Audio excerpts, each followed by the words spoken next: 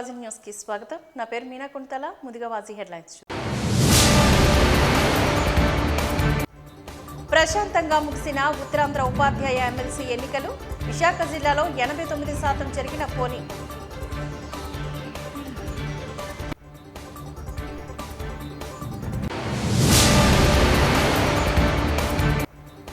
శివరాత్రి జాగరణ పుణ్యస్థానాలకు పోటెత్తిన భక్తజనం. పుణ్యస్థానాలు ఆచరించి సైకత శివలింగాలను పూజించిన భక్తులు.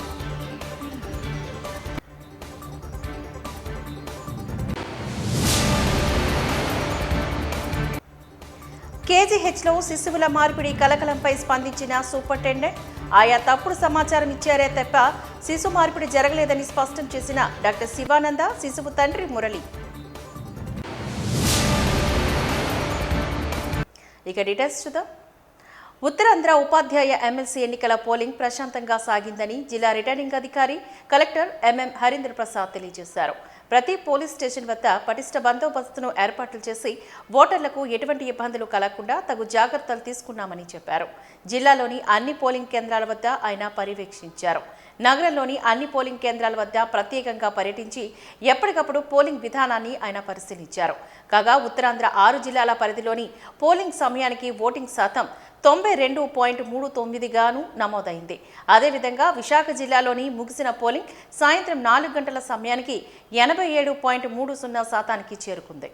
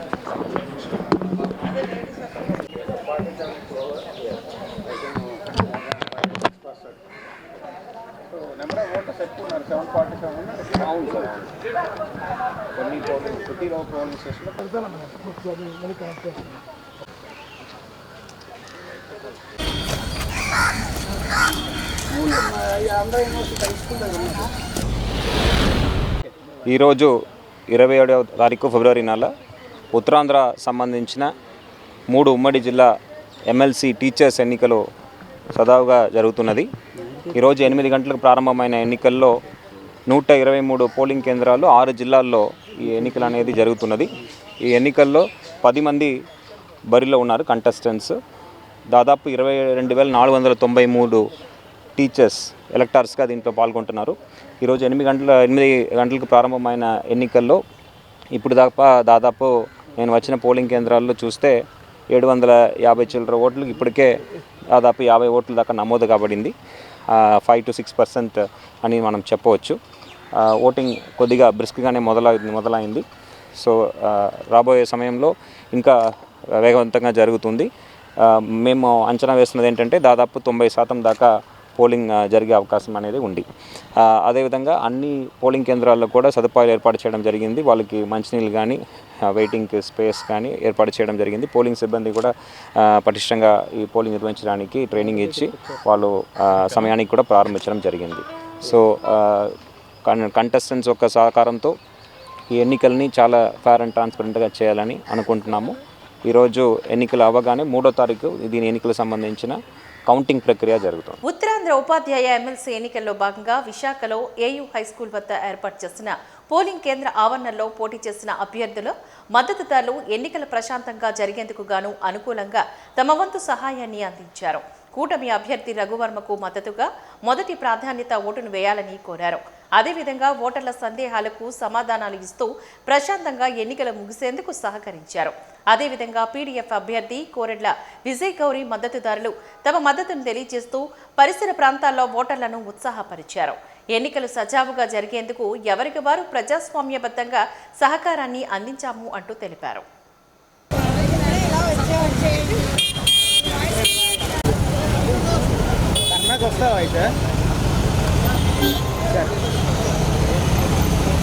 చూసుకుంటా అంతేనా?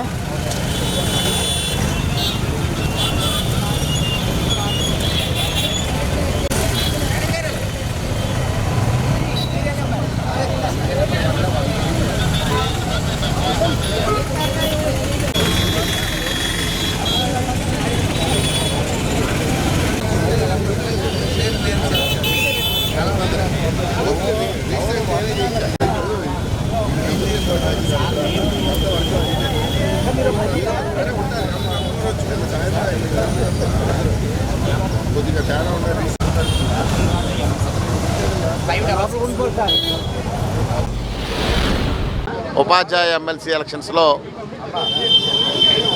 ఏదైతే తెలుగుదేశం పార్టీ జనసేన సపోర్ట్ చేసిన పాకలపాటి రఘువరమ్మ గారికి విశేషమైన మద్దతు లభిస్తూ ఉంది. మరి ఇప్పటి వరకు జరిగిన 200 ఓట్లు పోలయ్యే టీచర్లు అందరూ కూడా ఉత్సాహంతో పోలింగ్కి వస్తూ ఉన్నారు. 200 ఓట్లు పోలైనవి.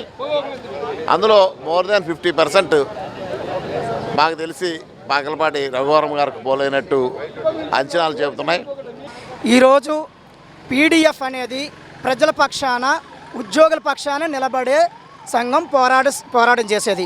పీడిఎఫ్ అంటే ఉద్యోగులకి ప్రజలకు నమ్మకం. అందుకనే ఇంతవరకు శాసనమండలికి అత్యధికంగా ఎన్నికైంది పీడిఎఫ్ ఎమ్మెల్సీలేనండి. ఈరోజు పోరాటం సంఘం అంటే యూటీఎఫ్ గత ప్రభుత్వంతో పోరాటం చేసింది. ఇప్పుడు కూడా పోరాటం చేసి ఉద్యోగుల హక్కుల కోసం పోరాడేది యూటీఎఫ్ పీడిఎఫ్. కాబట్టి ఉపాధ్యాయులు అందరూ కూడా యూటీఎఫ్ వైపు పీడిఎఫ్ వైపు చూస్తున్నారండి. ఈ ప్రచారంలో కూడా పీడిఎఫ్ చాలా దూసుకుపోయిందండి.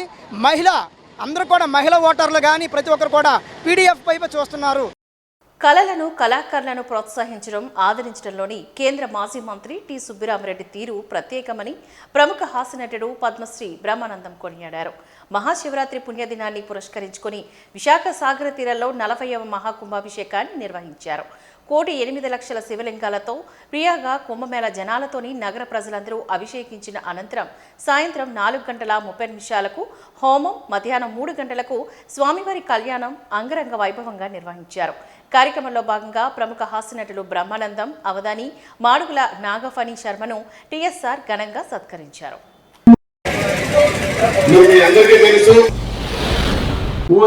ఆయన మాట్లాడింది పక్కన పెడదామంటే సుబ్రహ్మణ్య శర్మ గారు ఉన్నారు. సుబ్రహ్మణ్య శర్మ గారిని తమ పేరు ఆయన ఉన్నారు. ఆయన అసలు ఆపాద మస్తకం బాగా మాట్లాడారంటే కడిగా అవతల పడేశారు. ఏమి లేవు, ఖాళీ పాత్రలు ఉన్నాయి.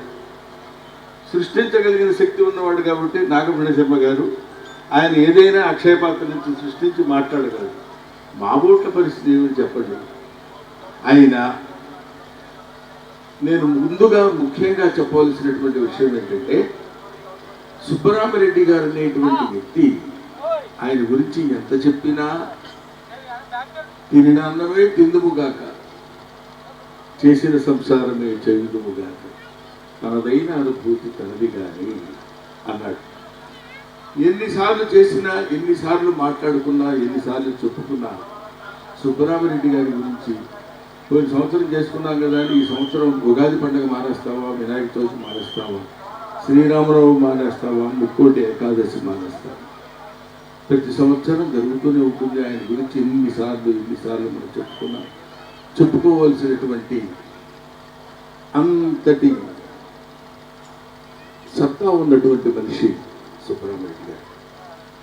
అందుకని ఆయనకి నేను ఆధ్యాత్మికంగా శిష్యుణ్ణి అని చెప్పుకోవడానికి చాలా గర్వపడుతున్నాను. ఆయన దగ్గర నేను ఎంతో నేర్చుకున్నా, ఎంతో. ఇందాక ఆయన చెప్పారు, అది ఒక నిలువెత్తు ఈశ్వరార్చన కళాశీలుడు. ఆయన ఈశ్వరార్చన ఒక కళ అయితే అద్భుతమైనటువంటి శీలత్వం కలిగినటువంటి మనిషి సుబ్బరామరెడ్డి గారు. ఆయన వయసు ఇప్పుడు 83వ సంవత్సరంలో ఎంటర్ అయ్యాడు. అసలు ఊహించండి, 83 సంవత్సరాల వయసులో ఆయన ఇక్కడ నిలబడి, నాకు టెన్షన్గా ఉంది వెనకాల. ఏదన్నా అంటే ఊరికి మామూలుగా నిలబడి ఉన్నాడా? కాదు. ఒక బరువైనటువంటి స్థూలాన్ని పట్టుకుంది. స్థూలమైన స్థూలాన్ని ధరించి నిలబడి, ఆ కంఠం ఏమిటండి? ఇప్పుడు జనరల్గా 80 ఏళ్ళ వాళ్ళు ఎలా మాట్లాడతారంటే, ఈరోజు ఇక్కడికి వచ్చినటువంటి మహానుభావులందరికీ నేను చాలా సంతోషం. నాకు ఇప్పుడు ఒక విషయం తమరికి చెప్పాలి అంటారు. అటువంటి వయసులో ఉన్నటువంటి వ్యక్తుల్ని, దాన్ని వయస్సు అది మన శక్తి కాదు, వయస్సు భగవంతుడు ప్రసాదించినటువంటి శక్తి, వయసు భగవంతుడు ప్రసాదించేటువంటి వరం. సాధారణంగా మనం వయసు పైబడిపోతుందండి, మనం ఏం చేయగలం, మనం ఏం మాట్లాడగలం అని మనం అనుకుంటాం. వయసు పైబడే కొద్దీ వయసుని లెక్క చేయకుండా ఈ కార్యక్రమం నిర్వహించాలనుకోవడమే చాలా గొప్ప విషయం. అటువంటి మహనీయుడు నిర్వహించినటువంటి ఈ బృహత్తర కార్యక్రమానికి నేను బహుశా నాకు తెలిసి 20 సంవత్సరాలు పైబడి ప్రతి కార్యక్రమానికి ప్రతి సంవత్సరం నేను వస్తూనే ఉన్నాను. ఇక్కడ ఉన్నటువంటి వాళ్ళు ప్రభు ఎక్కిన పల్లకి కాదో ఇది మూసిన బొయ్యిలోవరని మేడం గారు, ధర్మారావు గారు, ఎంకే రాము గారు, మా సతీష్, వీళ్ళందరూ ఉన్నారు. వీళ్ళు అప్పట్లో చాలా యంగ్గా ఉన్నాడు కూడా ఇప్పుడు అదొక టైప్లో కనపడుతున్నారు ఇక్కడ. కాబట్టి వీళ్ళందరూ చేస్తున్నటువంటి మోస్తున్నటువంటి ఈ పల్లకికి 40 సంవత్సరాలు సుదీర్ఘమైన వయసు వచ్చింది. ఈ 40 సంవత్సరాల సుదీర్ఘమైనటువంటి పల్లకిని మోస్తున్న వారందరికీ నా హృదయపూర్వకమైన నమస్కారాలు తెలియజేసుకుంటున్నాను. ఆ తర్వాత శివభక్తి గురించి ఎంతమందో ఎన్నో రకాలుగా ఎన్నో విధాలుగా చెప్తుంటారు. నేను చెప్పడం ఏమిటి, నా బొంద చాలా దాన్ని ఏమంటారు అసందర్భంగా ఉంటుంది. ఇంకో మాట చెప్పాలంటే ఏదో కుప్పిగంతులు వేసినట్టు ఉంటుంది. ఎందుకంటే నాకు కుప్పిగంతులు అనే పదం సరిపోతుంది. ఎందుకంటే కమిడియన్ కదా, హాస్యంతో ఉంటారు కాబట్టి నన్ను కోతి కింద భావించవచ్చు. కాబట్టి కోతి కుప్పిగంతులు వేస్తుంది కాబట్టి నేను కూడా కుప్పిగంతులు వేయవచ్చునేమో అనే పర్మిషన్ నేనే తీసుకుని 2 ముక్కలు మీతో మాట్లాడాలనుకుంటున్నాను. ఓం నమో స్వనంతాయ సహస్రమూర్తయే సహస్ర పాదాక్షి శిరోడు బాహవే సహస్రనామ్నే పురుషాయ శాశ్వతే సహస్ర కోటీయుగధారిణే నమః. ఇది మా గురువు గారు నాకు నేర్పినటువంటి. ఏమంటే గురువుగారు చాలా మంది దేవుడు ఉన్నారు కదా, వీళ్ళందరికీ ఎవరికి నమస్కారాలు చేస్తాం, ఎవరైనా మర్చిపోతే కోపం వస్తుందేమో అని భయంగా వచ్చారంటే, ఏం లేదురా, ఇది నేర్చుకో చాలు, నీవు అందరి దేవుళ్ళు తిరుమతినంతటి పుణ్యం కలుగుతుంది అని చెప్పారు. అందుకని ముందు సహస్ర కోటి యుగాల్ని ధరించినటువంటి ఆ స్వామికి నమస్కరిస్తున్నారు. ఇందాక ఈశ్వర శబ్దానికి అర్థం చెప్పారు సుబ్రహ్మణ్య శర్మ గారు. ఎంత నాగపణి శర్మ గారికి ఈరోజు ఈశ్వర భక్తుడైనటువంటి వారు సన్మాన కార్యక్రమం చేయాలనేటువంటి భావన, ఆయనకి పద్మశ్రీ అవార్డు రావటం సందర్భంగా ఏదో సందర్భం అని పెట్టుకోలే కానీ ఉత్తరాంధ్ర ఉపాధ్యాయ ఎమ్మెల్సీ ఎన్నికల నేపథ్యంలో ప్రతిష్ట భద్రతా ఏర్పాట్లను చేసినట్లుగా పోలీస్ కమిషనర్ డాక్టర్ శంకర్ ప్రతాప్జీ తెలియజేశారు. ఆంధ్ర యూనివర్సిటీ హైస్కూల్ వద్ద ఏర్పాటు చేసిన ఎమ్మెల్సీ పోలింగ్ కేంద్రం వద్ద ఏర్పాట్లను ఆయన పర్యవేక్షించారు. ఎక్కడ శాంతి భద్రతలకు విఘాతం కలగకుండా విధులను నిర్వహించాలని సిబ్బందికి సూచించారు. ఈ సందర్భంగా కమిషనర్ మీడియాతో మాట్లాడారు. అన్ని పోలింగ్ కేంద్రాల వద్ద పటిష్ట భద్రతా ఏర్పాట్లను చేపట్టినట్లుగా ఆయన తెలియజేశారు.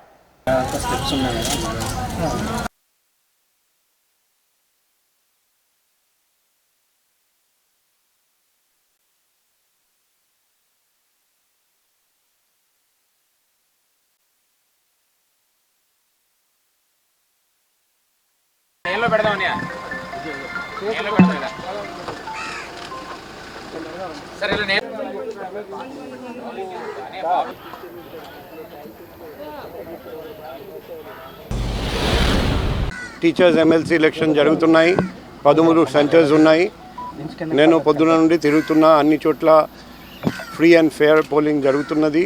ఓటర్స్ కూడా ఎటువంటి ఇబ్బంది లేకుండా ఓటింగ్ చేస్తున్నారండి. క్యాండిడేట్స్ తరఫున కూడా ఎటువంటి అలిగేషన్స్ లేవు. ఈరోజు 4 PM వరకు, సాయంత్రం 4 గంటల వరకు ఎలక్షన్స్ కొనసాగుతుంది.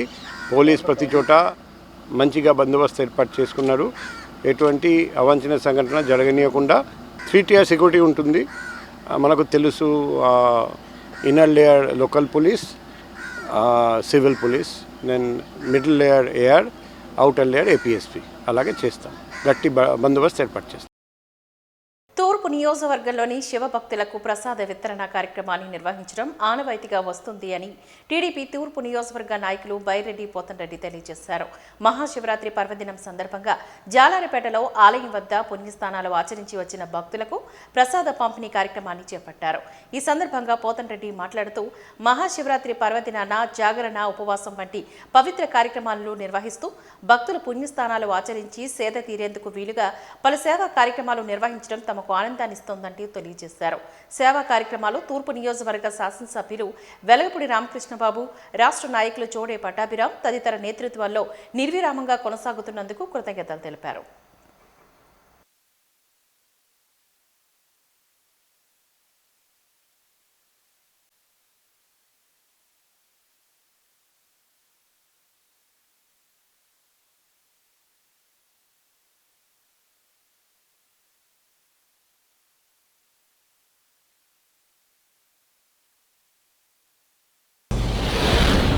మహాశివరాత్రి సందర్భంగా గత 20 సంవత్సరాల నుంచి కూడా ఈ ప్రాంతంలో మా శాసనసభ్యులు గౌరవనీయులు వెలగపూడి రామకృష్ణబాబు గారు, మా ఆర్గనైజింగ్ సెక్రటరీ రాష్ట్ర చోడి వెంకట పట్టాభిరామ్ గారు, మరి నేను, అలాగే మా మిత్రులందరి ఆధ్వర్యంలోని, మా ఆనంద మిత్రులందరి ఆధ్వర్యంలో కూడా మహాప్రసాద వితరణ కార్యక్రమం జరుగుతుంది. ఏదైతే ఆదిదేవుడు, దేవాది దేవుడు మహాశివునికి నిన్న మహాకుంభాభిషేకంతో పాటు, అలాగే అభిషేకాలతో పాటు ఎంత పవిత్రమైనటువంటి దినం నిన్న మా శివరాత్రి రోజున జాగారాలు చేసి ఈ మహాసముద్ర తీర ప్రాంతానికి వచ్చి ఆ యొక్క స్థానాన్ని ఆచరించి తదుపరి ఇక్కడ శివలింగాన్ని దర్శనం చేసుకుని ప్రసాదం తీసుకుని వెళ్ళడం జరుగుతూ ఉన్నది.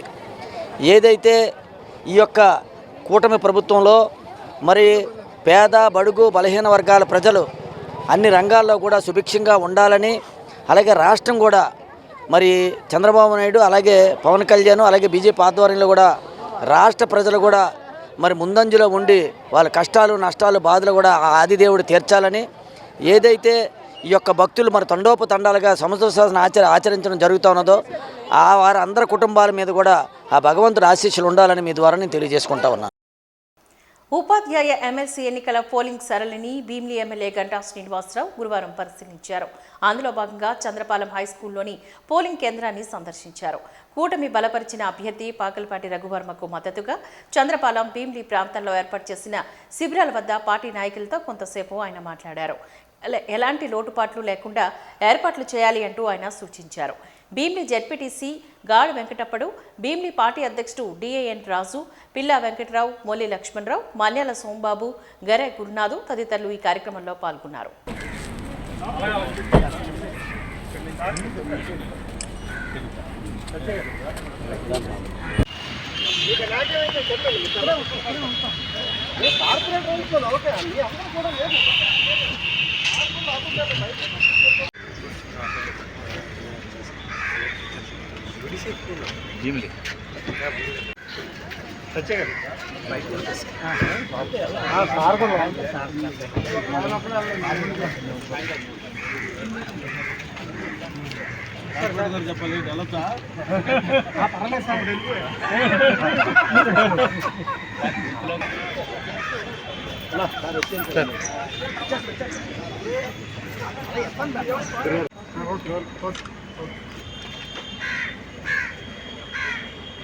శివరాత్రి జాగరణ పుణ్యస్థానాలకు సాగర తీరాన భక్తులు పోటెత్తారు.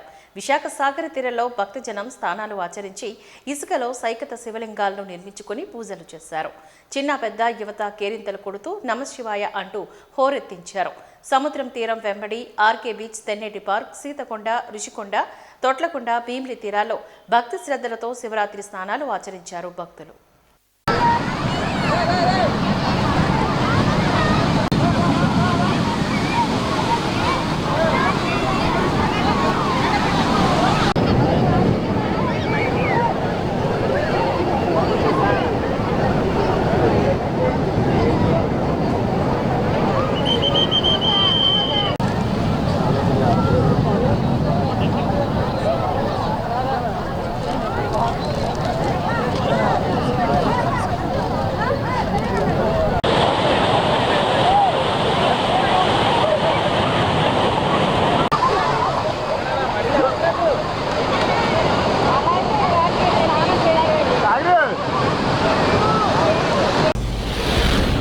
మ్యారేజ్ ఇక్కడికి వచ్చిన నుంచి ఎవ్రీ ఇయర్ కూడా నాకు ఇక్కడ శివరాత్రి జరుపుకోవడం బాగా ఆనవాయితీ అనమాట. ఎవ్రీ ఇయర్ ఇలానే వస్తాము.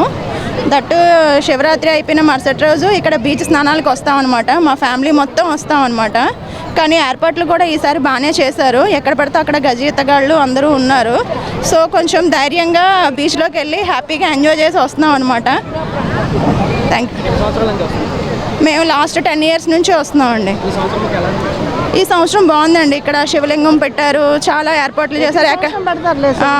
అది ఎవ్రీ ఇయర్ పెడతారు. దట్టు ఏంటంటే ఇక్కడ ఎక్కడ పడితే అక్కడ స్టాల్స్ పెట్టడం కానీ, ఫుడ్కి కానీ బయట చాలామంది ఫుడ్ ఇది కూడా చేస్తున్నారు అనమాట. ఉచితంగా అందరికీ ప్రొవైడ్ చేస్తున్నారు డోనర్స్. సో చాలా బాగుంది ఇక్కడైతే. ఈసారి బాగా పిల్లలతో అందరం బాగానే ఎంజాయ్ చేసాం అనమాట. సెక్యూరిటీ చాలా బాగుందండి. కాకపోతే పార్కింగ్ కొంచెం ప్రాబ్లం అయింది. ఎక్కడో పార్కింగ్ బండి పెట్టి ఒక 3 kilometers నడుచుకొని రావాల్సి వచ్చింది. సో అది కూడా ఒక విధంగా మా కోసమేలేండి. మళ్ళీ ఇక్కడ పార్కింగ్ ఇబ్బంది రాకుండా ఉండాలని చాలా బాగుందండి. కాకపోతే మెయిన్ ఇవాళ అలల ఉధృతి కూడా చాలా ఎక్కువ ఉంది. కాకపోతే ఈ గజయితగాళ్ళు ఉన్నారనే ఒక ధైర్యంతోనే కొంచెం ముందుకెళ్ళి స్నానం చేసుకొని వచ్చామన్నమాట. ఓకే ఏమైనా అయితే వాళ్ళు ఉన్నారులే అనేసి. సో బాగుందండి. ఏర్పాట్లు అన్నీ బాగున్నాయండి. బస్ ఫెసిలిటీస్ కూడా బాగానే ఉన్నాయండి. అంటే ఇక్కడ ఓన్లీ వైజాగ్ మాత్రమే కాకుండా వేరే జిల్లాలు అంటే పక్కన ఉన్న విజయనగరం కానీ అనకాపల్లి నుంచి కూడా జనాలు వస్తారు. సో అందరికీ బాగానే ఏర్పాట్లు చేశారు. ప్రతి సంవత్సరం మేము గోవర్పట్నం నుంచి వస్తామండి. ప్రతి సంవత్సరం ఇంకా దగ్గర నేటికి 10 సంవత్సరాలు అవుతుంది. ఇక్కడ ఏర్పాట్లు అయితే బాగానే ఉన్నాయి. ఆర్టీసీ కూడా టైంకి అక్కడ వచ్చిన జనాలందరినీ పంపించేటట్టు అరేంజ్మెంట్స్ కూడా చేశారు. బీచ్లో గార్డ్స్ అవన్నీ సెక్యూరిటీ పోలీసులు అవన్నీ బాగానే ఏర్పాట్లు అయితే చేశారు. జనాలు ఈ సంవత్సరం ఇంకా సంవత్సరంకి బీచ్కి శివరాత్రి ఉత్సవాలు అనేసి చాలామంది వస్తున్నారు. ఏర్పాట్లు అయితే బాగానే ఉన్నాయి సార్. అయితే వాటర్ పొల్యూషను మరి యాక్చువల్గా ఉంటుంది సార్. అదే ఆ మాత్రం ఇంకా దానికి ఇంక చేసేది ఏముండదు కానీ కొద్దిగా అంత కాకుండా కొంచెం జనాలు కూడా అవేర్నెస్ పెరిగింది. మేము నేటికి 10 సంవత్సరాల నుంచి వస్తున్నామండి. ఈ సంవత్సరం బాగానే ఏర్పాట్లు బాగానే ఉన్నాయి సార్. బాగానే ఉన్నాయి. మార్పులు అంటే జస్ట్ అంతేగాని పెద్దగా అదేం కాదు. ఇంకా జనాలు భక్తి కొద్దిగా పెరుగుతుంది ఈ మధ్యలో జనాలకి. ఒకళ్ళు చూసి ఒకళ్ళు అలాగ మా అమ్మలకి. శివరాత్రి శుభదినం చాలా చక్కగా జరిగింది. రాత్రి అంతా కూడా మంచి ప్రోగ్రాము, దక్షయజ్ఞం అనే ప్రోగ్రాము రాత్రి జరిగింది. ఇక్కడే ఉన్నాను రాత్రి. నిజంగా చాలా చక్కటి సంప్రదాయాన్ని మన విశాఖ ప్రజలందరూ అందించి చాలా ఆనందించారు. చాలా బాగుంది నిజంగాను. బీచ్ అంతా కూడా చాలా రక్షితమైనటువంటి రక్షణ ఏర్పాట్లన్నీ కూడా బాగా చేశారు. అందరూ కూడా స్నానాలు చేసి ఆనందంగా అక్కడ మహాకుంభాభిషేకానికి వెళ్ళి వచ్చిన వాళ్ళు కూడా చాలామంది వచ్చారు ఇక్కడికి. వెళ్ళనేళ్ళు వాళ్ళు ఇక్కడ స్నానం చేసినట్లయితే అంతే మోక్షం ఉంటుందని చెప్పి నమ్మకంతో అందరూ కూడా ఇక్కడ చేస్తున్నారు. చాలా బాగుంది నిజంగా. I'm so happy. I'm RVV Satyanarayana, మన్యం ధీరుడు, అల్లూరి సీతారామరాజు హీరో. రాత్రిపూట వచ్చిన కొంతమంది ఫ్రెండ్స్ కానీ లేకపోతే లేడీస్ కానీ ఇబ్బందులు కొన్ని గురవుతున్నారు. కొంతమంది మందు తాగి ఇక్కడ చాలా ఇబ్బందులు పెడుతున్నారు. అలాంటివన్నీ రాకుండా జీవీఎంస్ కానీ పోలీసు వారు కానీ ఈ మైరైన్ పోలీసులు కానీ వీళ్ళందరూ కూడా జనాలకు సహకరించి ఇంకా బీచ్ ఏరియాలో డెవలప్మెంట్లు చేస్తే బాగుంటుందని నా ఒక్క కోరిక, నా ఒక్క ఆలోచన. ఇక్కడికి వచ్చిన పర్యాటకులు ఎక్కడి నుంచో విశాఖపట్నం అంటే పెద్ద పేరు పొందింది. దాని కారణంగా ఇక్కడ మనం వాళ్ళు వచ్చిన అతిథులకి మనం గౌరవంగా చూసి పంపిస్తే వాళ్ళు ఎక్కడికో విదేశాల నుంచి వచ్చిన వాళ్ళు కూడా చెప్పుకుంటారు విశాఖపట్నం బీచ్ బాగుంది, మనకి ఎటువంటి ఇబ్బందులు లేవు, సింగిల్గా వచ్చినా పర్లేదు, ఫ్యామిలీతో వచ్చినా పర్లేదు, స్టూడెంట్స్కి వచ్చినా ప్రాబ్లం లేదు అని మనం సహకరిస్తే చాలా బాగుంటుందని నా ఆలోచన, మన అందరూ ఆలోచన. అందరూ బాగుండాలి, అందులో మనం ఉండాలిగా. ప్రతి ఒక్కరికి మనం ఆహ్వానించి గౌరవంగా పంపిస్తే మనకి బాగుంటుంది. ఇక్కడి నుంచి భీమునిల్లు వరకు బీచ్ ఉన్నది. అంతలక్క జనాలు వస్తూనే ఉన్నారు. ఈ మధ్యలో కొన్ని అవకతవకలు జరుగుతున్నాయి. దారి కాసి దోపిడీలు చేయడం, వాళ్ళు చాలా ప్రాబ్లమ్స్ చేస్తున్నారు. మొబైల్ తీసుకోవడం, ఉంగరాలు తీసుకోవడం జరుగుతున్నాయి. దానికి కూడా పోలీసులు కొన్ని సహకరించి మన కమిషనర్ గారు ఇప్పుడు కొత్తగా వచ్చారు, చాలా రికవర్ చేశారు. ఈ శంఖభక్త గారు ఎవరో కమిషనర్ చాలా బాగా చేశారు. అలాగే ముందునే ఇలాంటి జరగకుండా ఉంటే బాగుంటుందని నా అభిమానం. నేను గాజువాక నుంచి వచ్చాను. ప్రతి సంవత్సరం కూడా ఈ సందర్భంగా ఇక్కడికి బీచ్కి రావడానికి చాలా ఆనందంగా ఉంటుంది. కానీ ప్రతి సంవత్సరంకి బాగా క్రౌడ్ పెరుగుతుంది.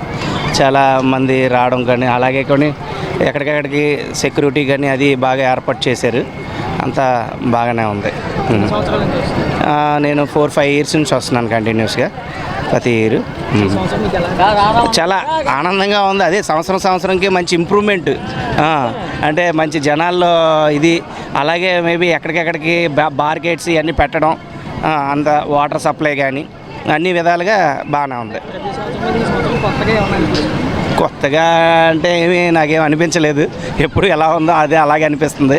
అంటే అదే జనాలు అయితే పెరిగారు. అది ఫెసిలిటీస్లో అదే అంటున్నాను కదా, దాంట్లో అయితే మాత్రం కొంచెం వాటర్ ఫెసిలిటీస్ కానీ అక్కడక్కడ పోలీసులు ఇది కానీ ఎక్కడికక్కడికి బాగా ఏర్పాటు చేశారు. బస్ ఫెసిలిటీస్ బాగానే ఉన్నాయి. పార్కింగ్ అదే అంటున్నాను కదా, పార్కింగ్ కూడా ఇది వరకు మీద చూసుకుంటే కంపేర్ చేసుకుంటే ఇప్పుడు చాలా బెటర్.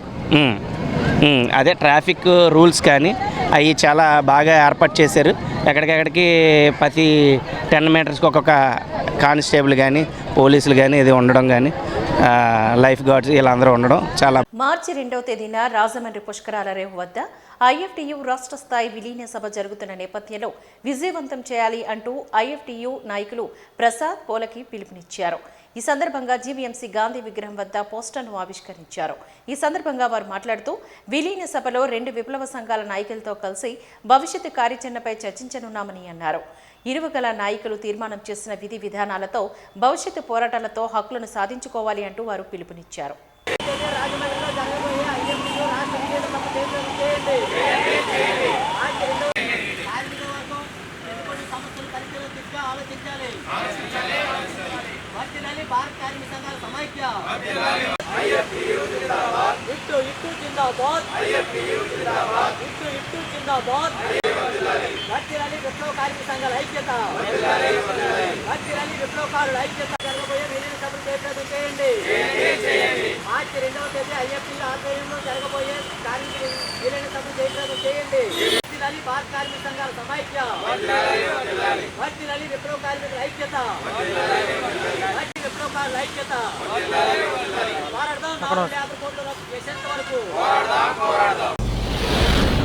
ఈ నెల 2వ తేదీ నాడు రాజమండ్రిలో 2 ఐఎఫ్టియు విప్లవ కార్మిక సంఘాల రాష్ట్ర స్థాయి విలీన సభ జరగబోతూ ఉంది.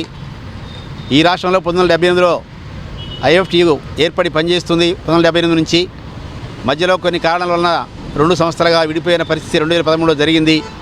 తిరిగి విషయాలన్నీ సమీక్షించుకొని 2 కార్మిక సంఘాలు ముఖ్యంగా తెలుగు రాష్ట్రాల్లో విలీనం కావాలని చెప్పేసి నిర్ణయం చేసుకొని రాజమండ్రిలో ఈ విలీన సభ జరగబోతూ ఉంది. తద్వారా ఈ రాష్ట్రంలో ఉన్నటువంటి కార్మికుల యొక్క సమస్యల పరిష్కారం కోసం సమరశీల పోరాటాలు నిర్మించాలనే 2 లక్ష్యానికి అనుగుణంగా పెద్ద ఎత్తున కార్మిక వర్గాన్ని కదిలించడానికి ఈ నిర్ణయం తీసుకోవడం జరిగింది. ఈరోజు దేశంలో 4 లేబర్ కోడ్లను ప్రవేశపెట్టి కార్మిక వర్గ హక్కులన్నీ కాలడానికి ఇలా ప్రభుత్వాలు పూనుకుంటా ఉన్నాయి.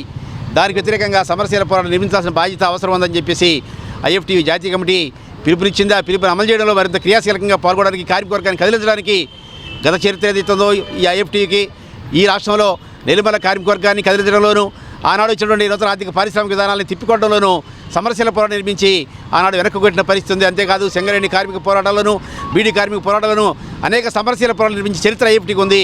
అలాంటి ఐఎఫ్టీయు మరింత సమరోత్సాహంతో రేపు రాబోయే విలీన సభ ద్వారా మరింత ఐక్యమై మరింత పట్టుదలతోటి కార్మిక వర్గాన్ని కదిలించడానికి ఈ విలీనం ఉపయోగపడుతుందని ఐఎఫ్టీయు సంఘంగా మేము భావిస్తున్నాం. ఆ రకంగా ఈ కార్యక్రమాన్ని చేపించాలని మొత్తం కార్మిక వర్గానికి విజ్ఞప్తి చేస్తున్నాం.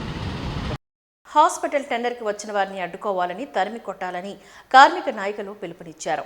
ప్రైవేటీకరణ నిర్ణయం అనైతికమని, హాస్పిటల్ అభివృద్ధి కార్మికుల కృషితోనే సాధ్యమైందని, సుమారు 40,000 మంది కార్మికుల ఆరోగ్యానికి సంబంధించిన సేవలను ప్రైవేట్ వారికి అప్పగించడం అనర్హమని తెలిపారు.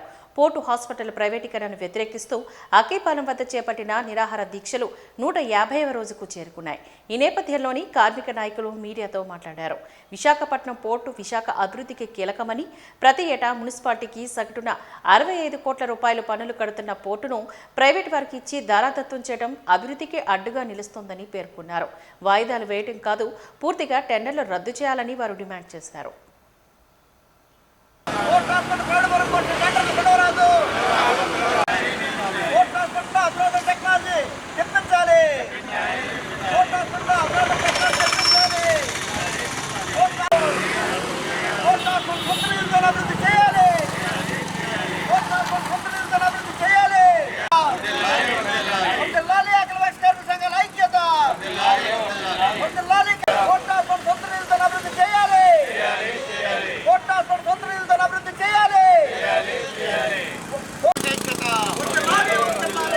లాలి కార్మిక ఐక్యత లాలి కార్మిక ఐక్యత పోరాడి తీరుతాం పోరాడి తీరుతాం లాలి కార్మిక ఐక్యత ఎవడరా అమ్మేది ఎవడరా ఆపు చేయాలి ప్రైవేటీకరణ విధానాలు ఆపు చేయాలి ప్రభుత్వ ప్రైవేటీకరణ విధానాలు మరి పోర్టు హాస్పిటల్ ప్రైవేటీకరించకూడదనేసి అన్ని యూనియన్లు కలిపి 150 రోజులు రిలే నిరాధ్యక్ష నిర్వహించడం జరిగింది.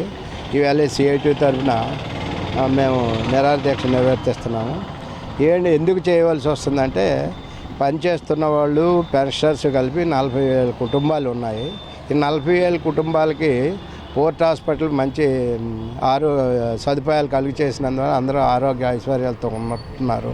ఎందుకు అంటే దీనికి నిదర్శనం కరోనా టైంలో ఇక్కడి నుంచి రిఫర్ చేసిన వాళ్ళు మిగిలిన హాస్పిటల్కి వెళ్ళి అక్కడ బెడ్స్ అయ్యి లేక వరండాలోనే అక్కడ ట్రీట్మెంట్ చేసినందువల్ల అక్కడ డబ్బులు పే చేసినా చచ్చిపోయారు. ప్రైవేటు వాళ్ళ నిర్లక్ష్యం డబ్బులే కావాలి కాబట్టి వాళ్ళకి ఏమి లేదు. అదే టైంలోనూ మన వాళ్ళు అక్కడ బెడ్స్ లేవని ఇక్కడ చేస్తే చైర్మన్ గారి ఆర్డర్స్ తోటి CM గారి చొరవతోటి మనకి ఇక్కడ హాస్పిటల్లోనూ కళావాణిలోనూ బెడ్స్ ఏర్పాటు చేసి మనం డాక్టర్లు ఏంటి డాక్టర్ మన డాక్టర్లు అక్కడ అటెండ్ అయినందువల్ల ఇక్కడ ఒకరు చనిపోలేదు. మంచి ట్రీట్మెంట్ మంచి జరిగింది. ఇదే ప్రైవేట్కి వచ్చినట్టయితే వాడు లాభాల గురించే చూసుకుంటాడు. ఇవాళ ఇది 8 ఎకరాల దగ్గర హాస్పిటల్ స్థలం. ఆ హాస్పిటల్ స్థలం గురించి ఆడు వస్తున్నాడు తప్ప కానీ హాస్పిటల్ గురించి హాస్పిటల్ డెవలప్ చేయడానికి మీద అంతస్తులు కట్టుకుంటారు. ఈ డబ్బులన్నీ ఏ బ్యాంక్ దగ్గర తాకట్టు పెట్టుకొని దీనికి ఏదో ఉపయోగించుకొని మిగిలిన డబ్బుల్ని వాడు సొంతం దీనికి ఉపయోగించుకుంటూ ఇప్పుడు ఎంఆర్ మాల్ ఉంది, ఇక్కడ 14 ఎకరాలు ఇచ్చారు. అప్పుడే బ్యాంకులో తాకట్టు పెట్టేసుకొని ఇక్కడ ఏదో కట్టించేసుకొని మిగిలిన వాడు వ్యాపారం చేసుకున్నాడు. వాడు దాని గురించి వస్తాడు కానీ మన గురించేనే కాదు. ఒకవేళ ఇప్పుడు మాకు 80 పడకల హాస్పిటల్ ఉంటే 300 పడకలు కడతారట, 100 పడకలు మాకు కేటాయిస్తారట, మిల్లి ప్రైవేట్ అట. 101వ వాడు వచ్చాడు అనుకోండి, బెడ్లు ఖాళీ లేవు, నువ్వు ప్రైవేట్గా మా దగ్గర ట్రీట్మెంట్ చేసుకుంటావు డబ్బులు కట్టి, లేకపోతే ప్రైవేట్ హాస్పిటల్కి వెళ్ళిపోతావు అని చెప్తాడు. ఆ 1 ఖాళీ అయిన తర్వాత ఇస్తాడు. డిమాండ్ ఏమీ లేదు, ప్రైవేట్ చేయకూడదు. పోర్ట్లో నిధులు ఉన్నాయి, పోర్ట్ హాస్పిటల్ ద్వారానే ఇవి డెవలప్ చేయాలి. అలాగే డాక్టర్స్ నియమించాలి, తర్వాత సిబ్బందిని కూడా నియమించి పరికరాలన్నీ కొని పోర్ట్ ఆధీనంలో చేయాలి. ఈ సంవత్సరం 700 కోట్ల ఎంతో లాభం వచ్చిందని అంటున్నారు. పాతవి ఉన్నాయి, నిధులు మాత్రం కేటాయించబడి ఉన్నాయి. ఆ నిధులు వినియోగించుకుంటే సరిపోతుంది. కాబట్టి దాని గురించి అందరం కలిసి చేస్తున్నాం. ఈవేళకు 150 రోజు 5 నెలలు పూర్తి అయిపోయింది. ఇంచుమించుగా ఇంకా వచ్చే నెల పోతే అర్ధ సంవత్సరం పూర్తి అయిపోద్ది. కాబట్టి ఇది ప్రైవేటీకరణ ఆపుతామన్నంత వరకు గవర్నమెంట్ నుంచి కానీ మన చైర్మన్ నుంచి ఒక హామీ వచ్చినంత వరకు ఈ రిలే నిరాధ్యక్షను కంటిన్యూ చేయాలి అని మా యొక్క కార్మికుల అభిప్రాయం, పెన్షన్ తాలూకు అభిప్రాయం. విశాఖపట్నంలో కింగ్ జార్జ్ హాస్పిటల్ KGHలో శిశువుల మార్పిడి ఘటన కలకలం రేపింది. నిన్న రాత్రి గైనకాలజీ వార్డులోని ఒక కుటుంబానికి బదులుగా మరొక కుటుంబానికి శిశువుని అప్పగించారంటూ ఆరోపణలు వచ్చాయి. ఈ సంఘటనపై ఆసుపత్రి సూపరింటెండెంట్ డాక్టర్ శివానంద్ వాజన్ న్యూస్తో మాట్లాడారు. సదరు మార్పిడి ఎలా జరిగింది, ఎవరి వైఫల్యమో తెలుసుకోవడానికి 7 అధికారులతో ప్రత్యేక విచారణ కమిటీని ఏర్పాట్లు చేస్తామని ఆయన తెలియజేశారు.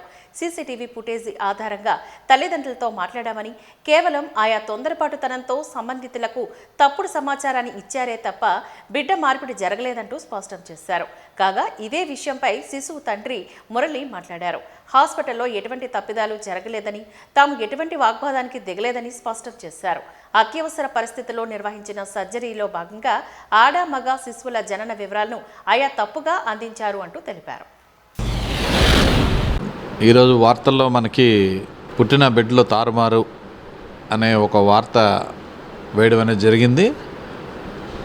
కానీ నిజానికి బిడ్డల్ని వాళ్ళకి సేఫ్గా, ఏ తల్లిదండ్రులకి ఏ బిడ్డ అయితే వాళ్ళకి సేఫ్గా అందించడం అనేది జరిగింది.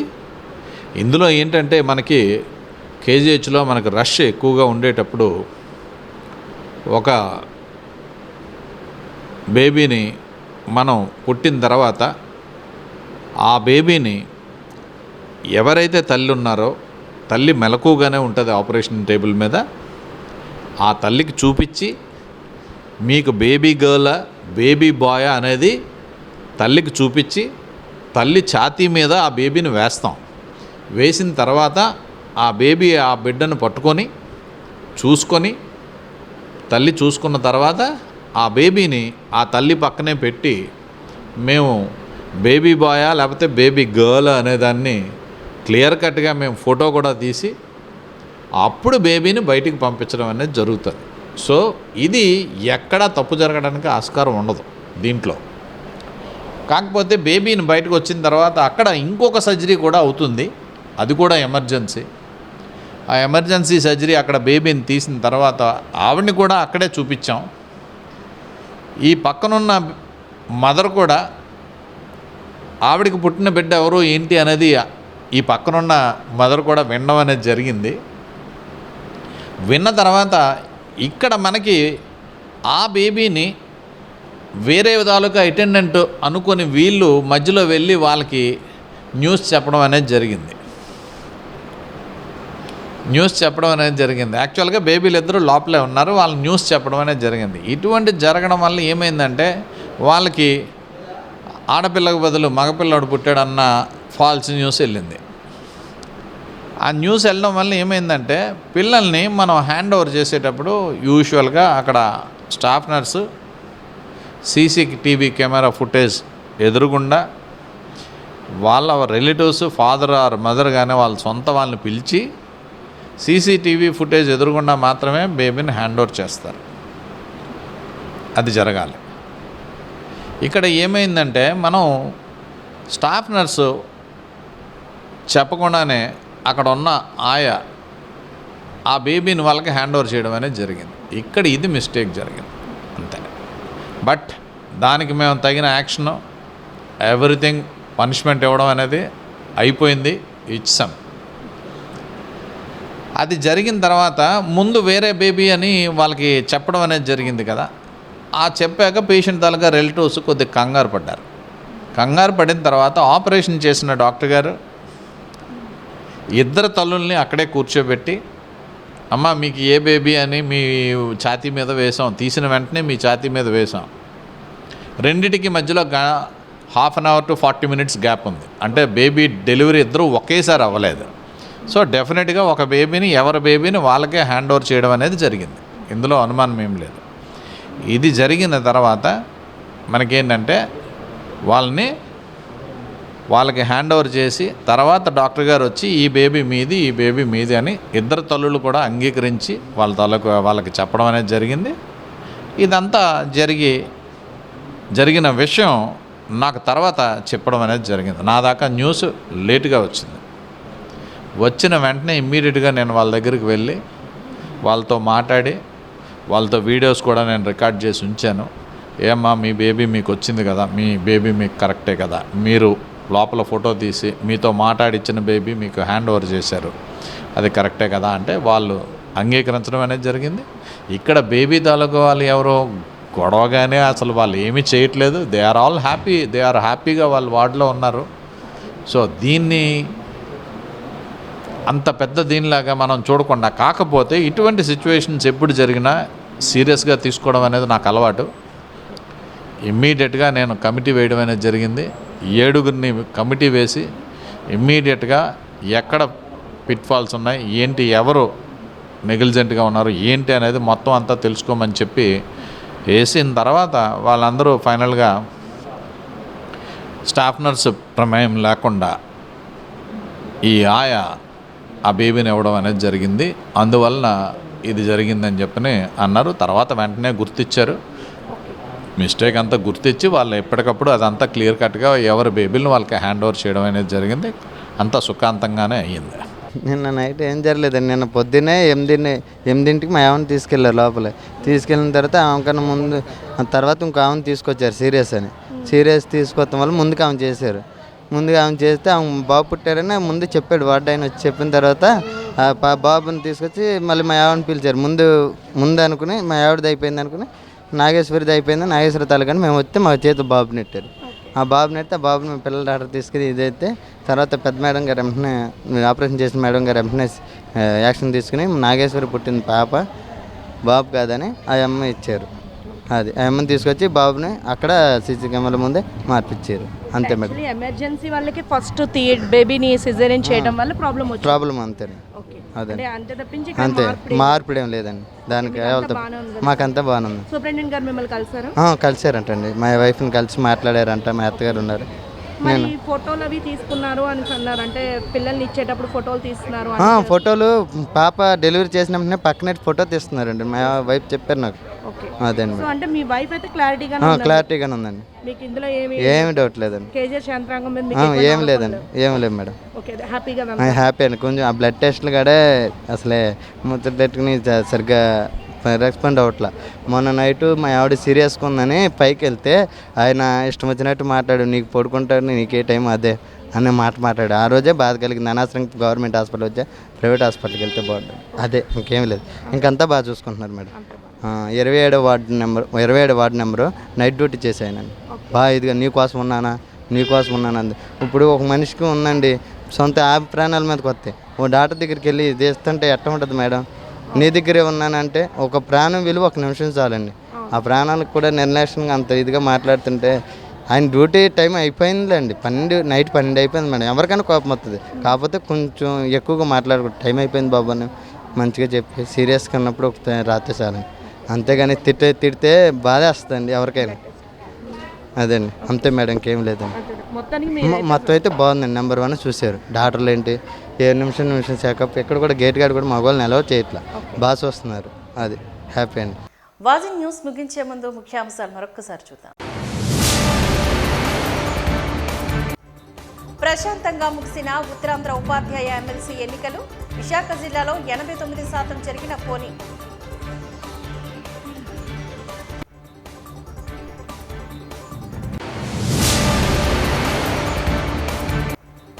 శివరాత్రి జాగరణ పుణ్యస్థానాలకు పోటెత్తిన భక్తజనం.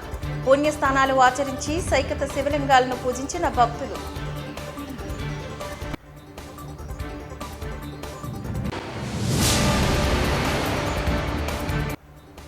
కేజీహెచ్లో శిశువుల మార్పిడి కలకలంపై స్పందించిన సూపరింటెండెంట్.